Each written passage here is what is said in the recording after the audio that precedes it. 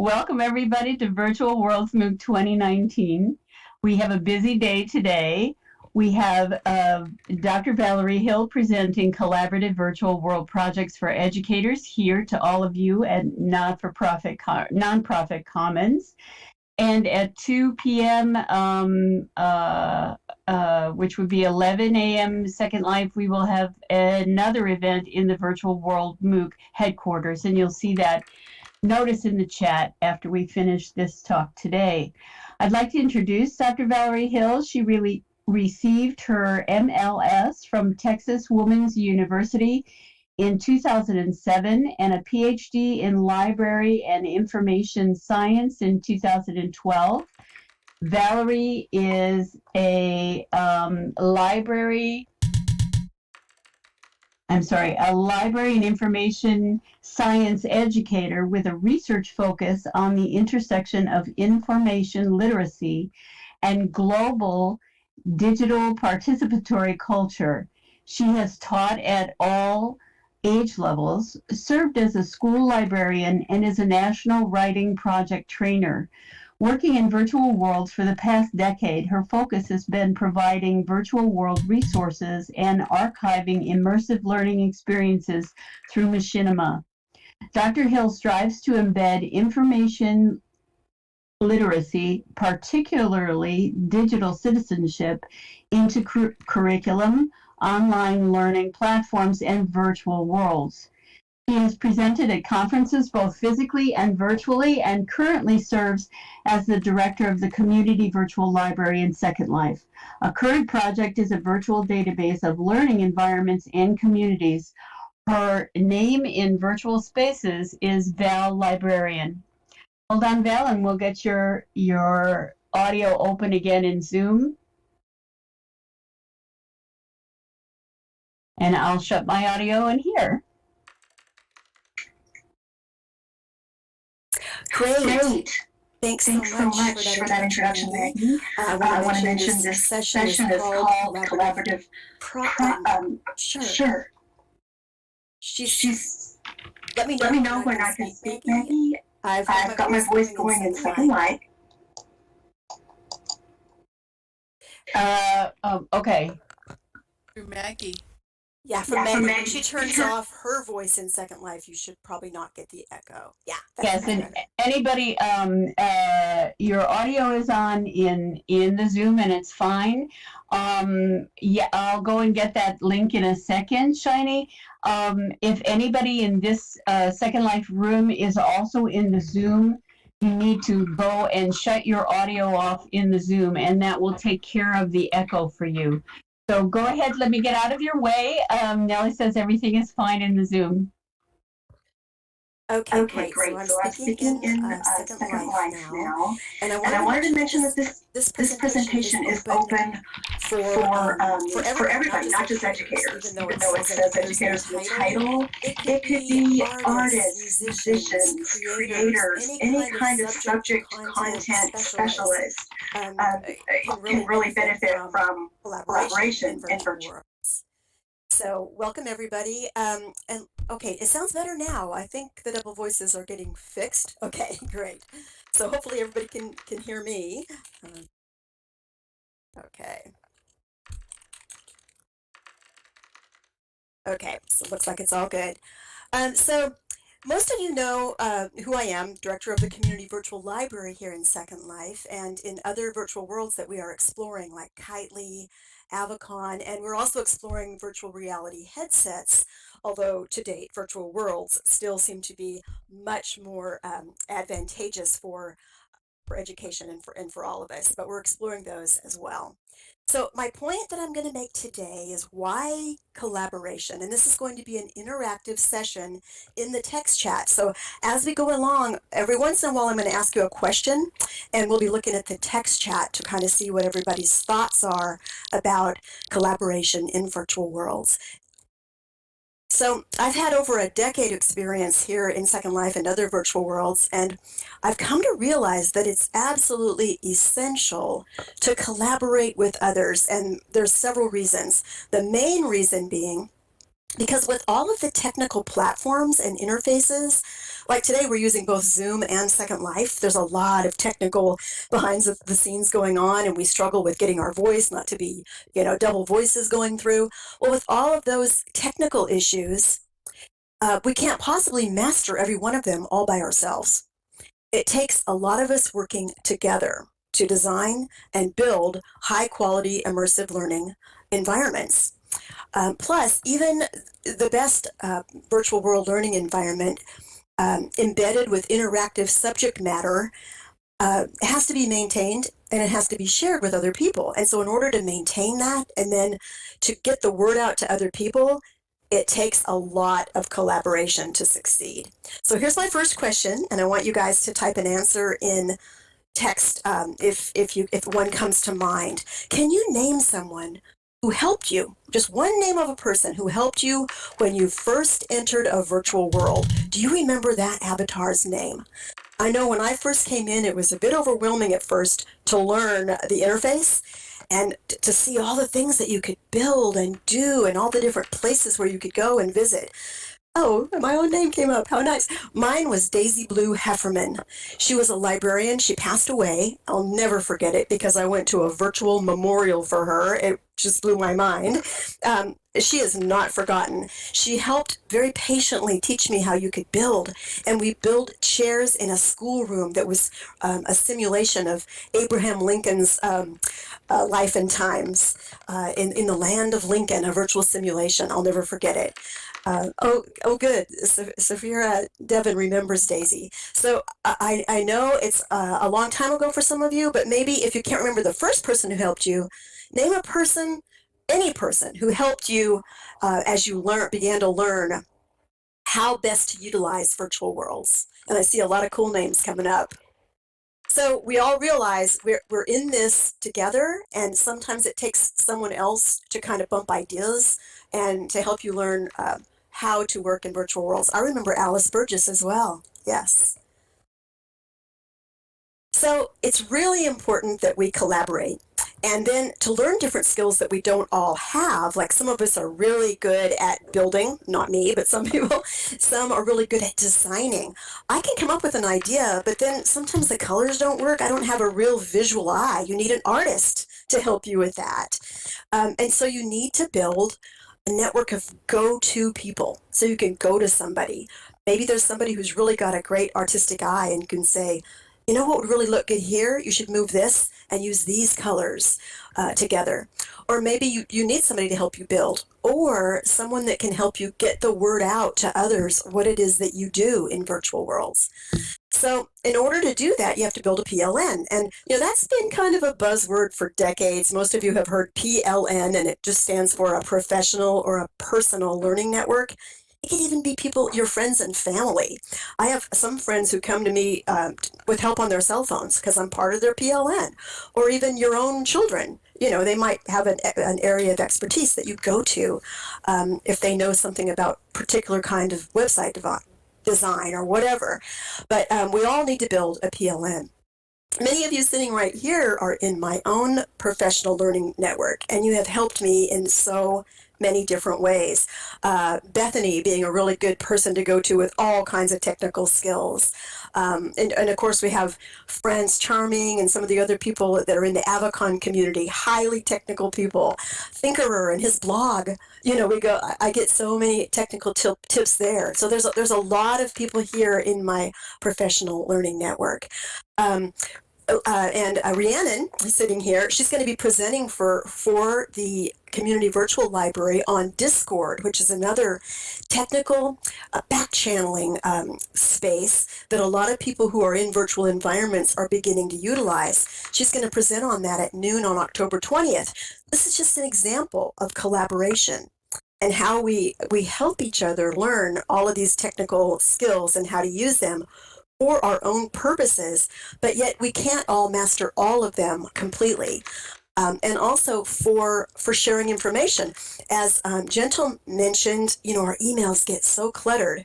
I'm going to work on that later today. But we used to, use a lot of listservs for email. People are not using as many listservs now, although they're still valuable. Some people use Twitter, some use other social media, and we build our networks through all of these various spaces. But sometimes that communication gets lost in the clutter. The nonprofits Commons Group, the Community Virtual Library, and other virtual world groups, we looked at MeWe for a while as a social media option because Google Plus ended. So we're always striving to find the best way to build our network and to share what we do and what's going on in virtual worlds. But not everyone wants to use MeWe. So then that's when we heard about Discord. And so I mentioned that on October 20th, we'll be sort of exploring and practicing the best uses of Discord. So here's my second question for you. Thinking about building your network, what communication tool do you use the most for sharing what's going on in virtual worlds? I know with in-world notices, a lot of times they get capped. We get so much clutter in our notices here in Second Life that sometimes they get missed. So we're trying to strive for the best spaces, platforms to utilize to share what's going on in a virtual world. I still use SL notices. Group notices and emails still seem to be the favorite for a couple people that are putting that in. I know some people promote a lot on Facebook. And I know Lear has been doing a great job sending things through Twitter. So I think this would be a good presentation for us to maybe think about at some point, is how to best share what's going on in virtual worlds through various platforms, as well as building our network, because it's a difficult and challenging problem. But I also think that if you're good at it, I'm going to talk about that in a minute. If you're good at it, how you can help with everyone in your PLN by cross notices and helping each other share the great things that are going on in virtual worlds.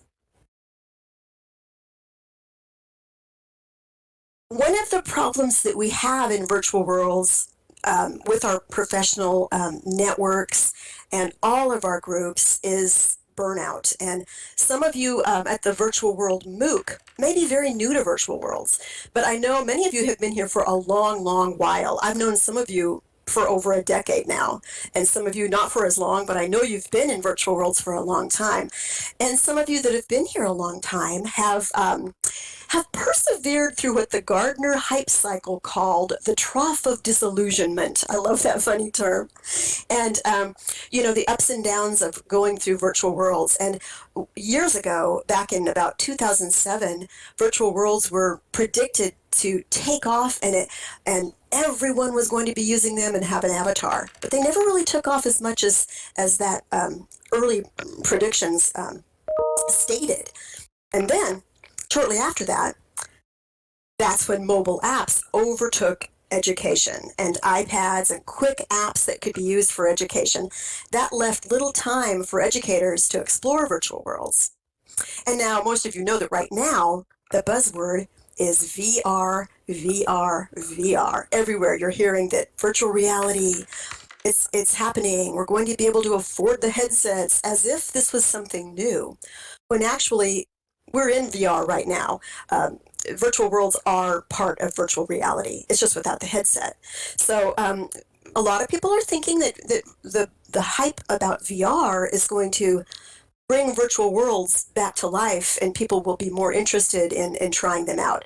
And yes, also augmented reality overtook as well. There's a lot of applications for augmented reality sort of being that layer over the physical world.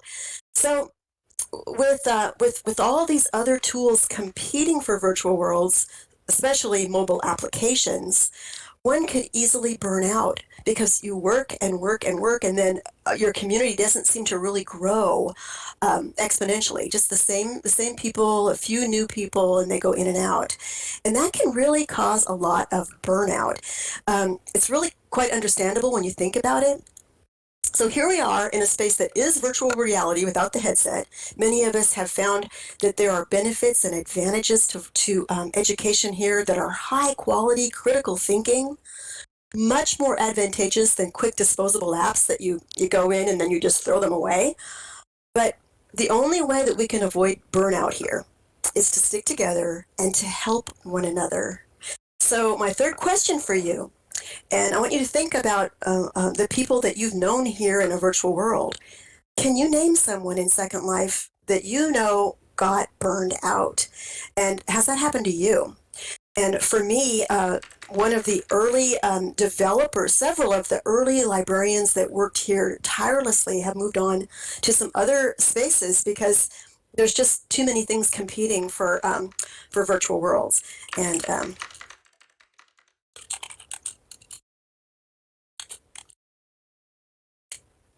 I know the list would be really too long to list.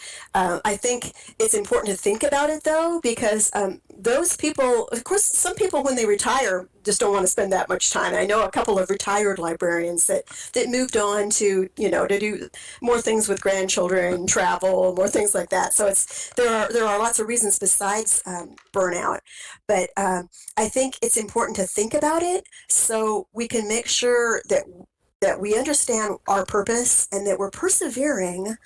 And because we understand the great benefits in virtual worlds, but that we also are not putting all our effort in a wheel that just keeps going around to the same place, you know, but instead that we're lighting a candle for somebody else. So I see, yes, here Marley's saying, if I hadn't found 2 or 3 fantastic people to work with on a team, I would have burned out long ago. Yes, it's got, and that's really what my takeaway point for today is we've got to help each other in order for virtual worlds to really work. You cannot do it alone. You have to not only help other people, but get other people to help you. So otherwise you are going to burn out. And Shiny's saying several artists who were so prolific and sim owners who feel the work is unrewarded and unrecognized. That leads to a sort of disappointment and burnout. Yes, I've been to a lot of sims that were so fantastic, but they were empty ghost towns, and the people just got tired of no one showing up, or and so that's really one of the biggest problems of virtual worlds is some of those spaces that people just got burned out, and they spent so much time and effort creating fantastic simulations.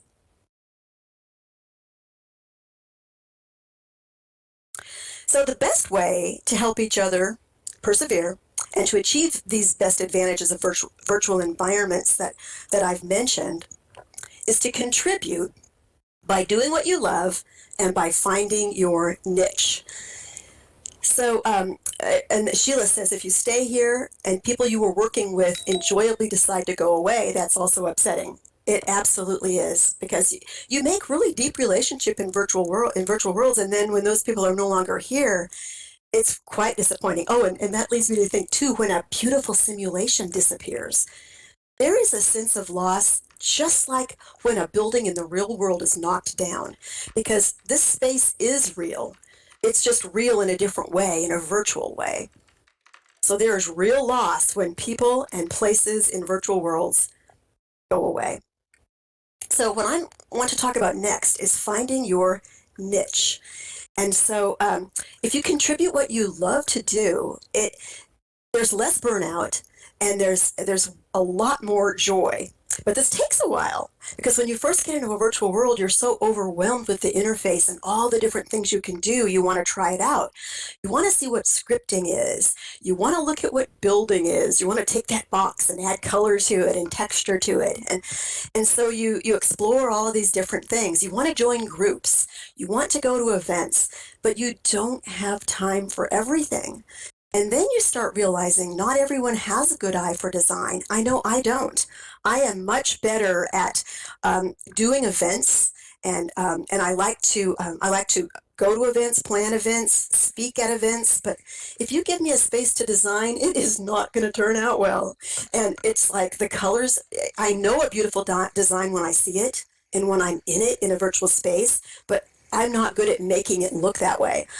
So everyone has their own talents that they're just good at it. Not everyone loves to do speeches. I have a couple of librarian friends that absolutely will not even use voice because they only want to use text. They don't want to get up in front and talk to anybody. Everyone has their comfort zone and their skill set. Not everybody is good at scripting, and some people are really good at those tiny details, programming, scripting. They can find that missing comma or semicolon that's in there that's broken and everything won't work, without those kind of people. But when you do what you really love and you work together, that is when really good things happen. And Maggie says, I have to try and channel my friends who are better at it. Because I'm better at organization, better at design. Yes, find people who are better at design. Absolutely. And then some people like to go out and just explore all the different places. They're great at going out and finding the best virtual environments and then sharing them with others. Some people are great at event planning, like Zinnia. She loves to have a party. And then look at Shiny. Shiny was so great at DJing. That's one of the best DJing events I've been to. Just keeping the music matching the event. And people have these skills, and they're, when you put them in your PLN, your professional and personal learning network, that's when the fun and the real meaning and the critical thinking can happen. So this leads me to my fourth question. Can you name something? I want you to think for a minute about your own skill set and think about one thing, because some of you have lots of different skills. Can you name something that you like to do in a virtual world that might really be your niche? Or maybe some of you are so new you're still looking for that. It can also be more than one thing.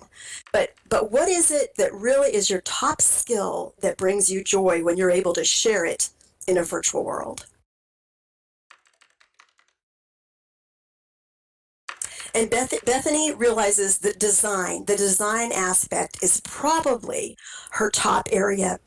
And Bethany has designed our hypergrid resource library over in Avacon and in Kitely. And right away she was able to just make it look beautiful and meaningful. Some people just have that gift for design. And it looks like Ludo is saying designing experiences, like writing a play. Great. Shiny's saying teaching. And Marley, of course, if you haven't experienced her symbolic modeling, it's amazing. Taking a metaphor or an idea, putting symbols into 3D and then digging into what they mean deep underneath. So yes, keep thinking about what it is you love to do and how when you share that with others, it really does bring you joy. Rhiannon as an organizer, she is so good at organizing and then bringing in all of those technical skills that other people have, and being able to share those, because not everybody has them, but being able to share those with a lot of people, it is so necessary. And Dancers is saying connecting people from virtual world experience to real life problem solving. Absolutely a great skill to take joy from.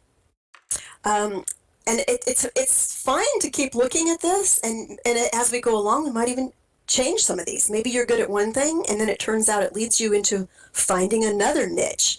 But I think thinking about this and thinking about what you love to do, how other people can benefit from that if you share that, and join a community so that you can collaborate.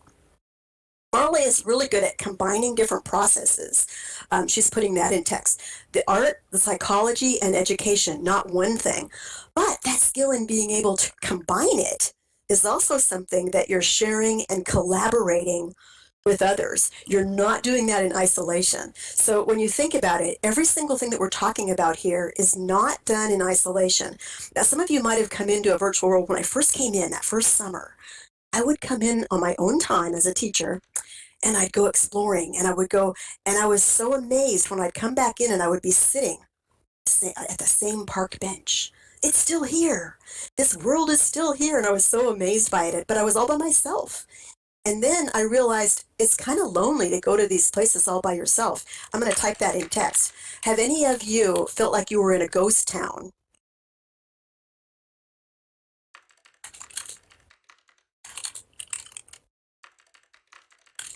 When you came to a virtual world and you went to some of these great simulations, Did you ever feel like you were going to a ghost town? I do. Sheila says you do like wandering by yourself. I do as well, especially if I'm going to an artistic thing. Like when I went to the guy who created Van Gogh's Starry, Starry Night, and I went alone. It was just amazing. Some things are meant to be explored alone. Even the Sistine Chapel. Yes, Robbie Dingo's build. But some things, it's like you really need others to talk it over with and to explore and experience it. So both are important. Good point.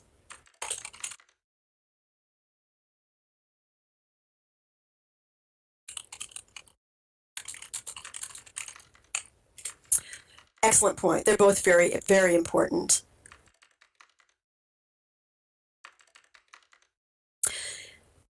So the point of collaboration is that we can accomplish our mission when we join forces. If you think about what your mission in virtual worlds is, and yes, we just pointed out, they're great for asynchronous and synchronous learning. You can enjoy it all by yourself, and you can learn all by yourself as well as with others. But when you've got a mission in a virtual world, joining forces is the best way for us to accomplish that. And what can we accomplish? Exploration of virtual worlds to research the best practices. If you don't know of a single great, high quality, critical thinking, deep learning environment, how can you tell anybody, what's great about virtual worlds? We need to go out and explore them, which many of you have done for a long time, and then that way we can point out the research on what's going on in virtual worlds and why are they wonderful for high quality learning. We can help teach others how to navigate the complex tools, which some people think are really a steep learning curve when they first get in. And a way to do that is like the great technology presentations that we get right here at the Nonprofit Commons on Friday mornings. We can share our subject areas through presentations and workshops, conferences, and our expertise in whatever skills we have. Through collaboration, we can help each other become aware of all the changes that are happening in technology, because it's impossible to do that alone. We get people like Franz here and like Rhiannon and people who are really techie, and Bethany, all the tech geek kind of people can bring in a brand new trend and kind of explain it to us or show us a few variety of tools that we might, be able to, to utilize. So awareness, we can't all master all of those tools. We can't all, go out there and do every single thing that's possible, with a tech tool, but we can be aware of them and we can utilize the ones that match our purpose and we can help each other. So I have another question for you to answer in our chat. Has there been a time that you shared something with others in Second Life or another virtual world that was fulfilling for you, either behind the scenes or up front on the front lines? Examples, maybe a presentation here at the Nonprofit Commons, or maybe a one-on-one where you helped somebody build something and started a whole new area for them where they could create in a new way. So I know there's been a lot of times, but think of an example, whether it was one-on-one or in front of a whole group, just to share, what's one that particularly was joyful because it was well received. Think of it from the other person's perspective. It made someone happy, that you were able to teach them something, or the feedback you got made you realize, wow, they really got that.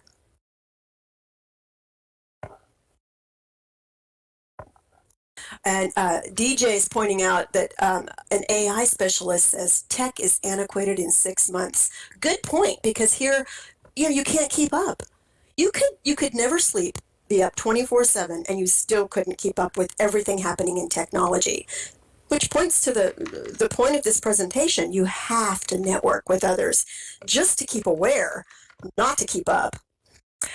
So let's see if anybody's got an example.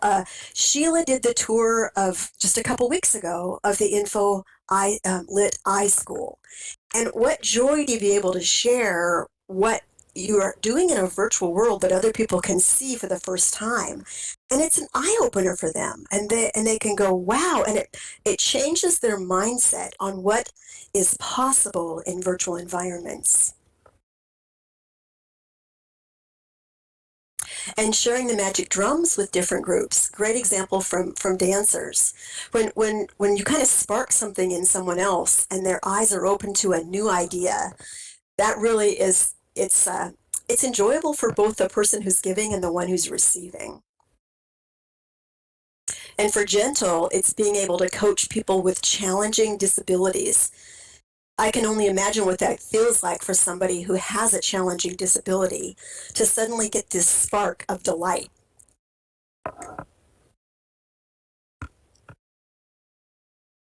And Safria's idea of planning a social event that includes a live event, that mixed reality that was represented by avatars in Second Life that matched the real world performance. It was the first dual performance for the university. That would be awesome. Years ago, one of my first events in Second Life was broadcast at the Real Live Alamo in San Antonio. And I was doing a little tour at the virtual Alamo in Second Life. And I was so excited thinking this is going to be the future. That was over 10 years ago. So it was pretty disappointing to see that not a lot of people joined me in my passion for quite a long time. But those cross reality events are amazing. Bringing Methodist pastors in. There are a lot of different religious and spiritual groups who utilize virtual worlds. And it's amazing that really any subject area can find a way to network here. And it's so much more immersive than being in a webinar. Because in a webinar, sure, you can see the person, but when you're looking at someone on their webcam, it's not the same experience. You're looking at, their background, you're not immersed in the same space. In a virtual world, it takes away the space that you're not sharing and puts you in a space that you are sharing.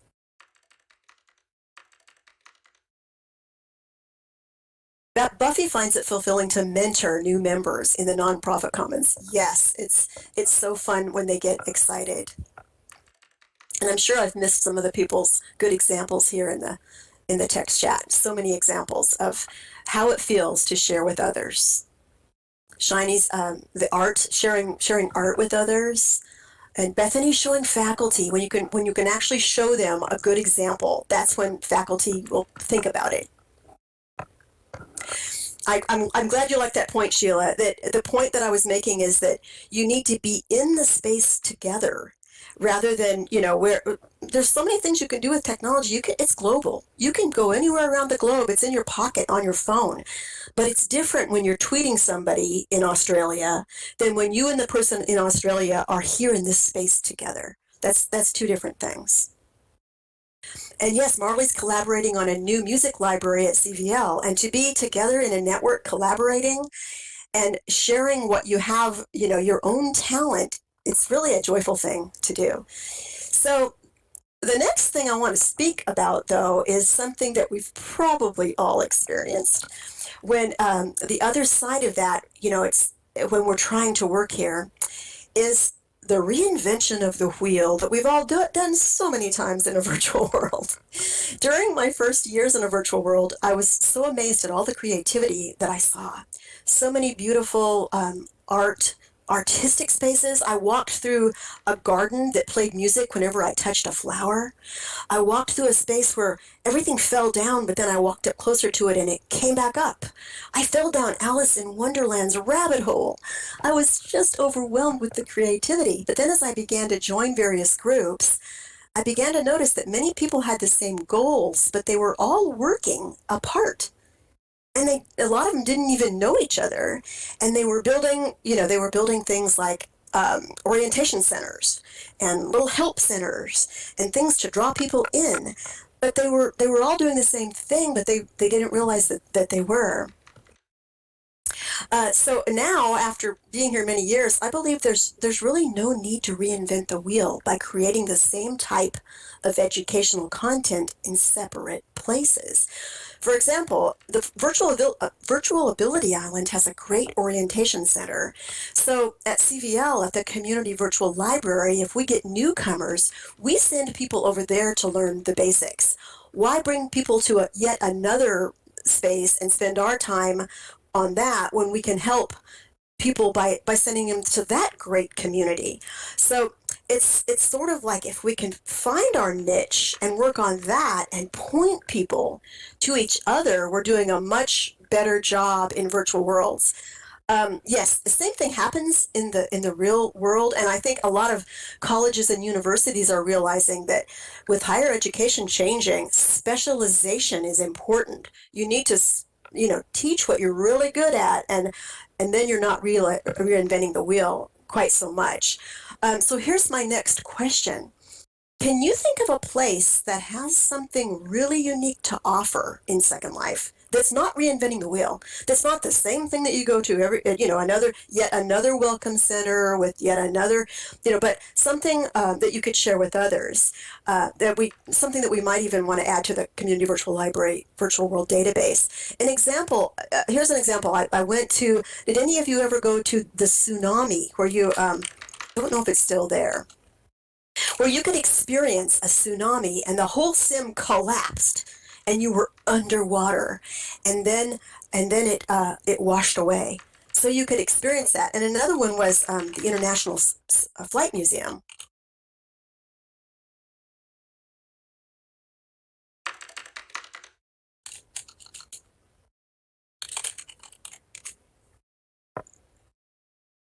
Yes, and Maggie's saying Virtual Ability Island is a good space for students and newcomers, and she has a video about that. Yes.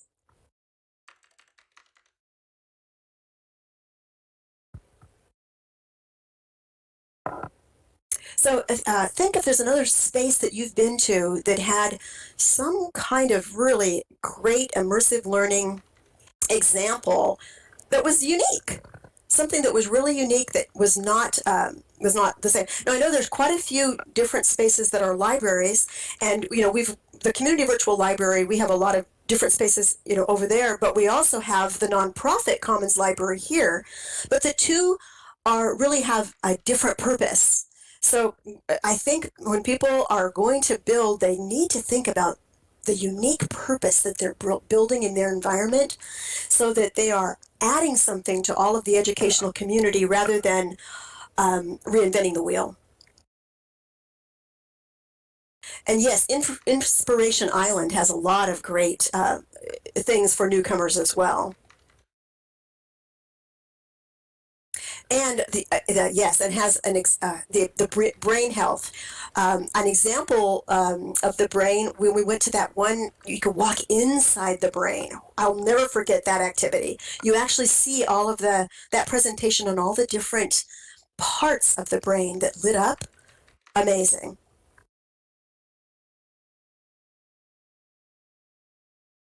And Bethany's example about the PTSD experience. Yes, a very powerful experience.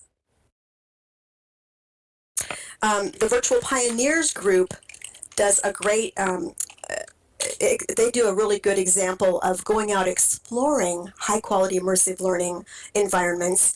And I think at their headquarters, they've got a lot of landmarks that you can pick up for high quality, great spaces for education.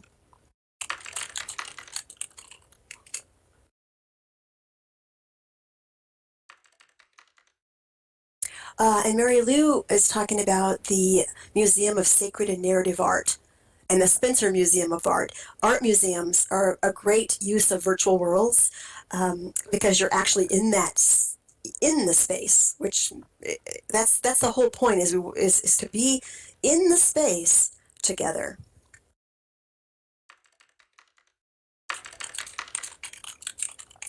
And the Virtual Pioneers also, in another virtual world, brought middle school students into the Anne Frank House in Amsterdam. And that was a really, really powerful experience because you felt how crowded she was.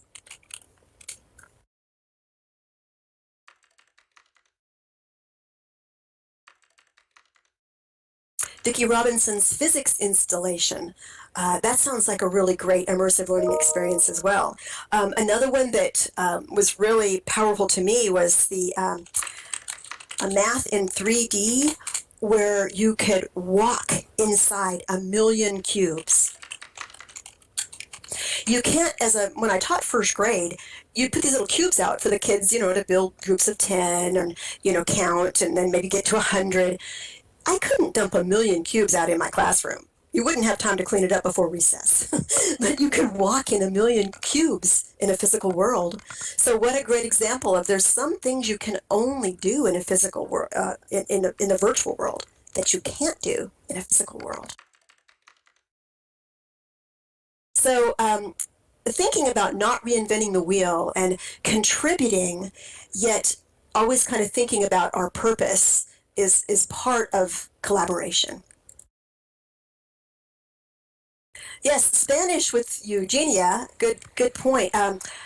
Learning about different languages through virtual worlds is great because you're in that space and you can help each other with different languages. When we connect, that is when we can make things happen. And the world is connected. We keep hearing everywhere the buzzword. We live in a connected, networked world. It's global. We can. Twitter is probably the most powerful global connector on the planet because it's live, and news can be shared instantly all over the world live. So we're all connected, but a lot of that is this disposable stream that's just here and gone, scroll, delete, scroll, delete. Here in a virtual world, it's not disposable. It is sustainable. And so the connections that we make they're more sustainable and they're not shallow. We can really think about making deep connections for deep learning instead of just a disposable app. I'll never forget in first grade a little puppet show app where the kids could make this Hollywood-looking, sleek puppet show, and the little sock puppets would talk, and all they had to do was say, "Hi there, hi there. What are you doing? Going to lunch. All right, goodbye." And there'd be this great puppet show with cute little voices, totally changed their voice. They learned absolutely nothing. Well, that's not real learning just because you have a great app that can turn it into a puppet show. So, we just need to think about disposable meaning versus really deep learning. And the connections we make here can work towards that. They can work towards more sustainable learning instead of disposable apps. So here's another question for you. Have you made a truly remarkable connection in a virtual world that you can describe in a brief sentence? Maybe it's a person that you never would have met because they're on the other side of the world. Maybe it's a person who's into a particular subject that you would never have been able to learn about if you hadn't met that person. See if you can just name one in just a brief sentence. And I know there are too many to name. It's hard to put you on the spot like this because I've met quite a few that are completely across the world.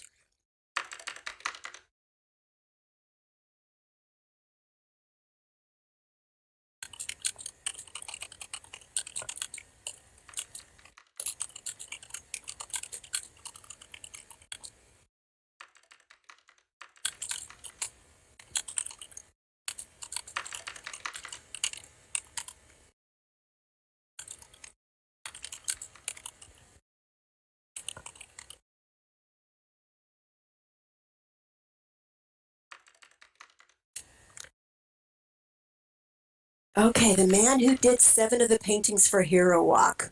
Awesome. Okay, and Bethany met people with the Community Virtual Library. They helped her connect to people on her own real world campus. The real world and the virtual world connections are amazing. Safira made several professional and personal friendships. Yes, and it's so cool when you meet someone that you are working with professionally and they become a good friend in the virtual world. When you meet them in the physical world, aren't they just exactly the same? It's so amazing how you know them. You really know them. And yes, Shiny's saying how deeply you feel about the people because they're real. The connections are real. Molly met her best friend and partner, connected for about 10 years. For me, it was a guy in Greece who happened to stumble on my YouTube video where I graduated from the UW course here in Virtual World. He saw that YouTube, then he came in Second Life, and we worked together. It was amazing.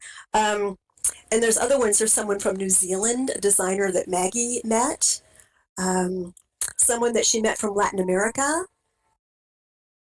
People through the nonprofit commons, yes, like Rhiannon meeting Gentle, who even came to her house in the physical world. Yes, it's amazing how it becomes such a real, long-lasting friendship and collaboration.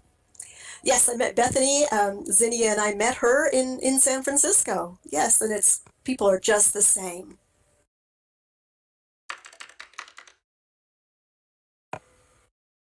Dancers is sharing several, meeting Lear and Letty, Wisdom, through the great projects she works with on her magic drums.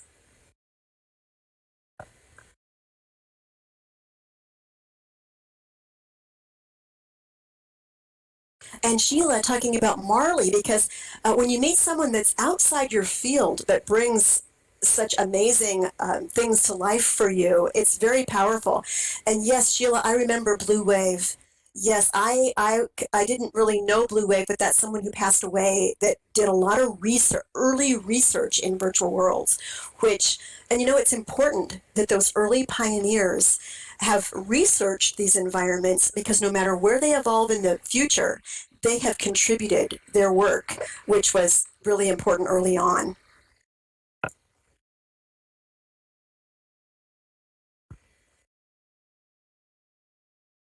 Yes, and the people that we remember that have paved the way in virtual environments are really important. That's such an important part of these connections. So when we're thinking about virtual collaborative learning projects in Second Life and in other virtual worlds that bring a lot of people together and a lot of talent together, and they're collaborative, one that really comes to mind for me has been going on for quite a few years now, I think 8 years, the Dickens Project. It's just a good example of collaborative learning. I'm glad you brought up Scott, Merrick, and Beth. Yes, they're great collaborators, and they're great to have in your professional learning network, because that's what they do, is network. So if the Dickens Project is a really good example, because it brings to life his history set in the Victorian era. CVL has participated the last 3 years, and we're going to be doing it again, with research for the Dickens Project. And so I'll be talking with the nonprofit commons. If you're interested in doing a little research, it can be really minimal, even if it's just one poster or a couple of slides about Dickens. All you have to do is email me, and I can include your research in our research center that will be at the Dickens Project 2019. The proposals are about to open, so IM me later, and you can definitely have some and be a part of this. What's great about it, it brings history to life. You're in the space together. You can dress in the way of, in the historical attire, and it's so collaborative. So it's a really good taste of what virtual worlds can do in many different ways, for history, for collaboration, for research. There are a lot of other collaborative projects as well. Some of the collaborative projects I've worked on are only built for a short time, and others are more long-term, sustainable. So the next question I want to ask you, if you would type in the chat, how many of you have been to the Dickens Project? If you haven't been, I highly encourage you. It will open up shortly after Thanksgiving, and it will be open till the end of the year. Yes, I highly encourage you to come. It's a wonderful experience, and so perhaps you can go this year.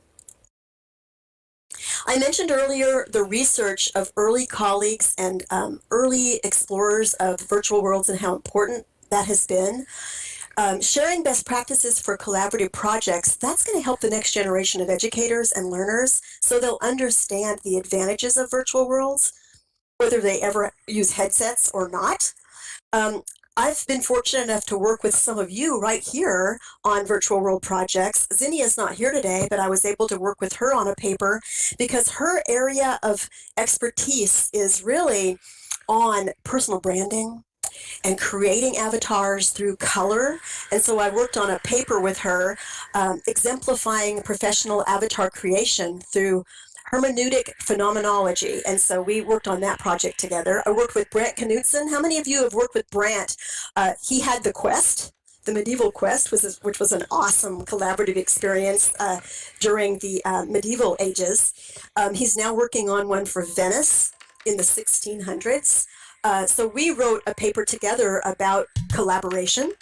The librarians dressed in role play, and we went throughout the quest helping people as they went through.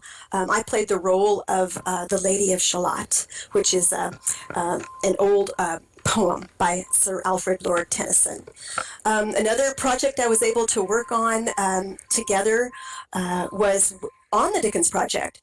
I worked with the builder who did a game inside the Dickens Project, Effie, and then also with a young librarian who helped build our research center. And we all had to work together, sharing our skill level because I'm not really a builder, so Jody Landon helped do the building. Effie did the gaming, and we worked together, and then we did a paper on what that project was like to collaborate together. Another project I've worked on is with Marie Vans and Elise Donovan Jones. We worked together building the digital citizenship and putting a library inside the digital citizenship in Kitely to improve digital literacy. So, there's so many different ways that whatever you're doing, you can work with someone else and kind of build that partnership to collaborate. I also have worked with Lear on several projects, writing a chapter in one of her books about digital citizenship. So as you're forming your professional learning network, you can talk with people and see what they're doing and see how you can contribute.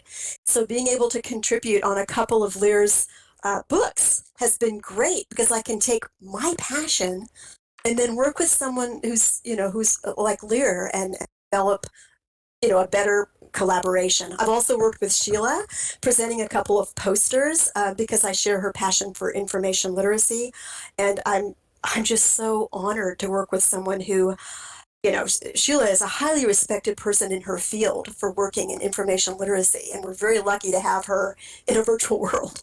So being able to, and I've worked with several more of you here, on projects. I've worked with, there's Safria here has done a great genealogy exhibit for us at the Community Virtual Library. She's very knowledgeable in genealogy and as well as history, and so kind of contacting different people and finding out what's your niche and how can I help you promote the great work that you're doing.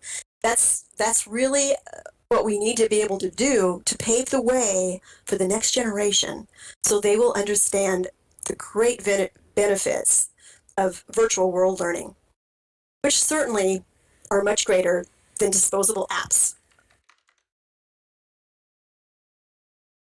We, the librarian that does the nonprofit commons library here in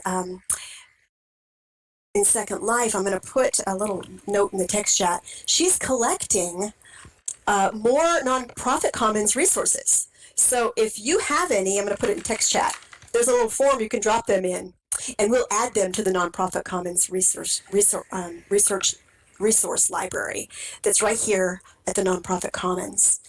You're also, if you are not familiar with the Community Virtual Library, you can come to my office hours any Sunday from 1 to 2. Of course, I'd give tours any other time as well. And I showed here some different research articles today. Some of you may have others that you think are important for us to share, so I'm going to put a form for that as well. Perhaps you've published some articles that you think we might want to include, or if you know of some articles that we should be sharing so that we can make sure that we share those in the work that we're writing, you can add them to this form in the text chat. So my last question, can you name one goal that you have in virtual worlds? And would that one goal that you have, would collaboration with others help you achieve your goal?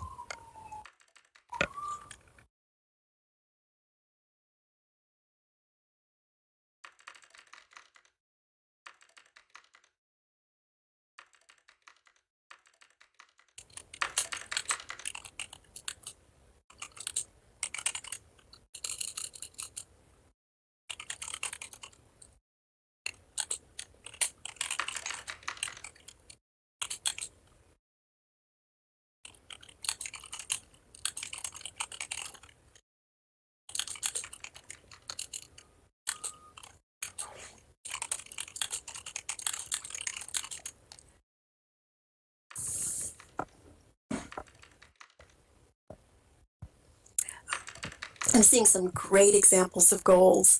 It looks like Lear with curating our memories. And she's sharing a video here. And yes, the Robbie Dingo Starry Night was such an amazing build. And it was meant to only be for a certain time. But it's great that we're able to curate those and remember them. It's such an important goal there. And then Bethany wants to be able to get educators to come in world. And she's doing a really good job of showing that at a high professional level by making, tutorials and showing the good examples so that she can get administrators and educators to see that. Ludo is saying the hero walk. Awesome. It's a great thing to be able to share. And then for Rhiannon to be able to organize and continue connecting communities and organizing them at the Nonprofit Commons. It absolutely takes collaboration. I'm so glad to be on the board of the Nonprofit Commons. What a great place to network. And for dancers, she has a passion for human rights. And a virtual world's a great place to share that. And for Marley, of course, her great way of kind of embedding her art through connecting psychology and sim modeling. My goal being literacy, meta literacy, digital citizenship. I think Safria is sharing here professional development. That's a really great thing that we can do in a virtual world. You can save thousands of dollars not having to travel. I love that.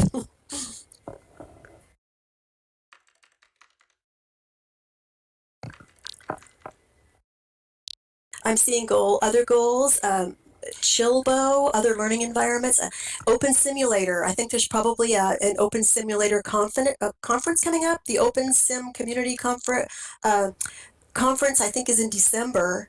So, continuing to be able to network by attending these conferences in Second Life and in other virtual spaces. Like DigiWorlds that Maggie's mentioning. I would love to see more professional development, and I'm hoping that can happen. And I think Discord may be a good tool to help us collaborate on where, professional development can take place. It looks like we are at the end of our hour. So Maggie, I'm going to turn this over to you and just say thank you, everyone. I hope to collaborate and connect with you all.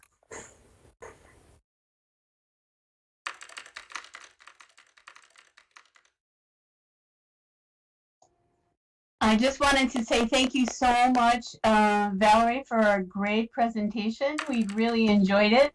We were never able to get the live stream started on Facebook, but we'll have a video up in the Virtual Worlds MOOC playlist. I just popped into the chat, and I'll do that again. Our next event, which starts at 11 a.m. Second Life time in the Virtual MOOC headquarters. You'll see those links if you scroll up in the chat. Yvonne DeBandy, Ivy Marie 3D and Virtual Worlds will be presenting 3D web worlds. Virtual world in a browser makes teaching online easy. We're going to meet in the Virtual World MOOC. The recording has stopped. We're going to meet in the Virtual World MOOC headquarters, and from there get on our browsers and explore 3D web worlds. So basically, thank you very much, and thank you, Rhiannon, for hosting this as part of your regular Friday event. We're really grateful for that. So thank you, everybody, for coming.